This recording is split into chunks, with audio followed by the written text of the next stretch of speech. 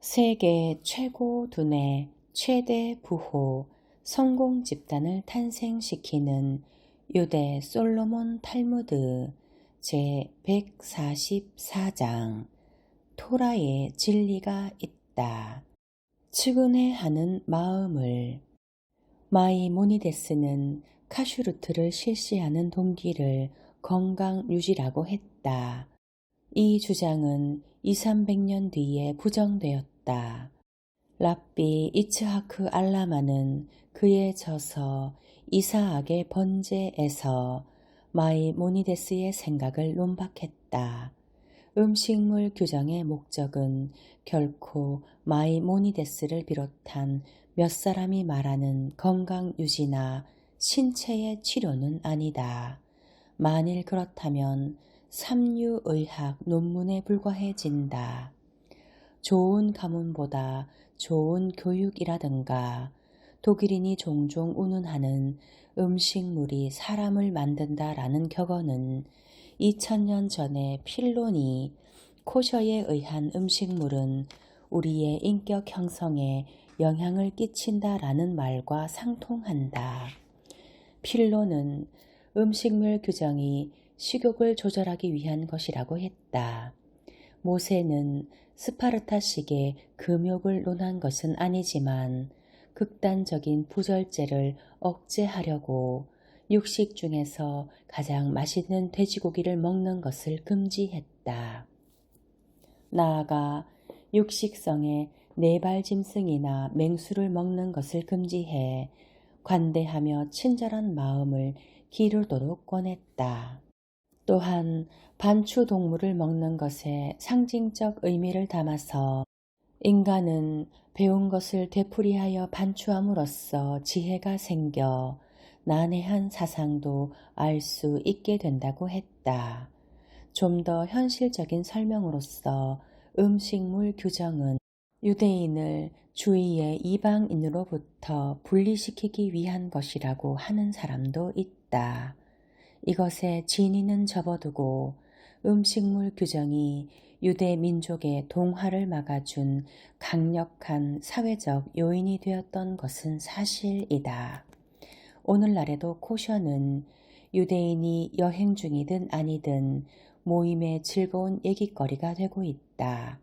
코셔 레스토랑은 어디든 있으며 세계 어디에서나 유대인끼리 만날 때 고립된 넓은 세계에서도 친밀감이나 따뜻함을 발견할 수 있는 장소를 제공한다.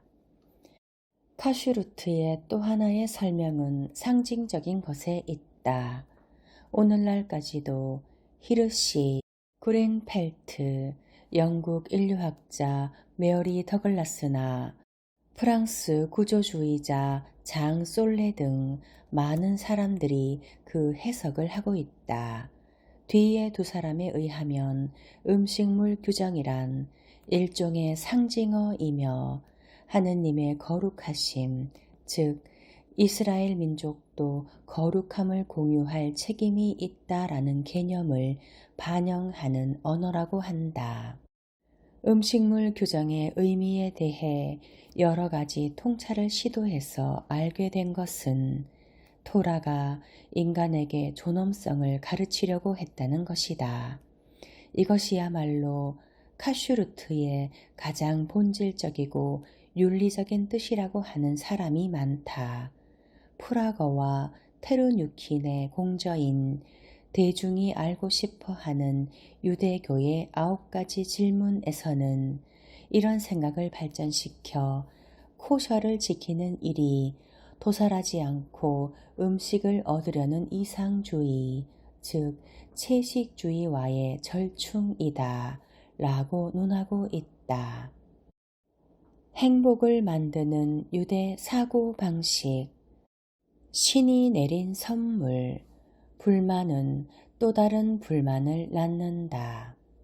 오직 11마리의 물고기. 가난한 부부가 살고 있었다. 그들에게는 9명의 아이들이 있었는데 부부를 합쳐서 모두 11명의 대가족이었다. 그럼 그 많은 식구가 어떻게 먹고 살았을까?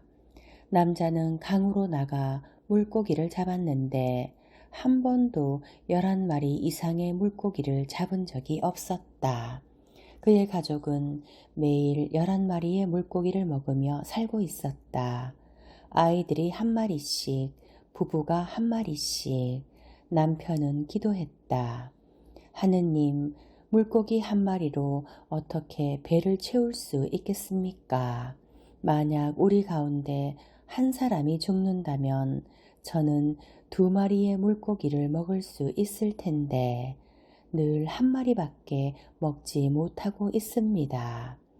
남자가 이런 기도를 자주 되풀이하자 결국 신도 그의 기도를 들어주기로 하였다. 어느 날 한 아이가 죽자 남자는 이제부터는 2마리의 물고기를 먹을 수 있게 되었다고 좋아했다.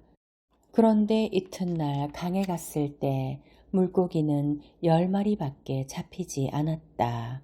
신은 그 이상의 물고기를 주시지 않았던 것이다. 남편은 말했다.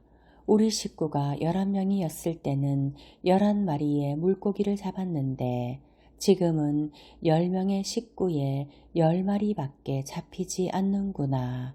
이게 어찌된 일인가. 헛간 속의 노인. 늙은 아버지를 학대하는 사람이 있었다.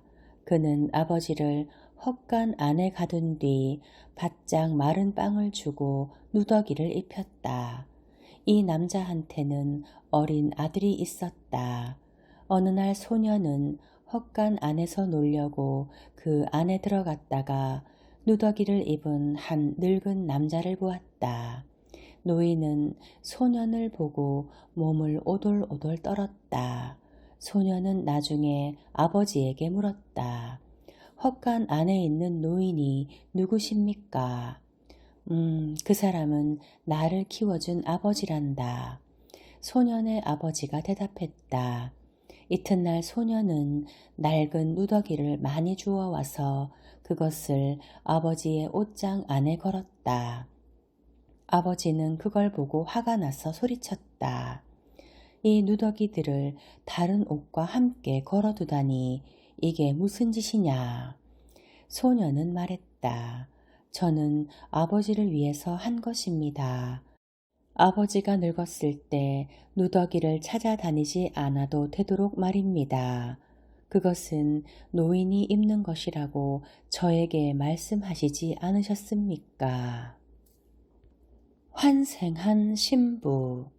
성스러운 알리의 제자 가운데 한 명이 그를 찾아와서 추천장을 써달라고 부탁했다. 다른 도시의 관청에 일자리를 얻기 위해서였다. 알리는 그의 청을 들어주기로 하고 다음과 같이 말했다. 자네가 가려고 하는 도시에는 신이 보낸 친구가 기다리고 있을 거네. 제자는 스승의 손에 입을 맞추고 추천장을 받아 새로운 도시로 갔다. 그는 명예로운 환영과 함께 매우 정중한 대접을 받았다. 그는 그곳에 한 지도층 유대인의 딸과 결혼하였다. 하지만 젊은이는 신부와는 불과 3달밖에 살지 못했다. 그녀가 죽었기 때문이다. 그는 이제 자신의 소유가 된 재산을 가지고 사페드로 돌아갔다. 젊은이는 고향에 도착하자 스승을 찾아갔다. 이제야 사실을 밝히지만 하고 알리가 말했다. 자네와 결혼했던 여자는 전생에는 남자였네. 뿐만 아니라 그 남자는 자네에게서 큰 돈을 가로챘던 자네 친구였어. 그는 자네를 거짓과 허위 주장으로 3달 동안 괴롭혔기 때문에 자네의 아내로 3달 동안 봉사하라는 선고를 받았던 거지. 지금 자네가 가진 돈은 바로 그가 자네에게서 가로챘던 자네의 돈이라네. 사다리에서 떨어진 이유.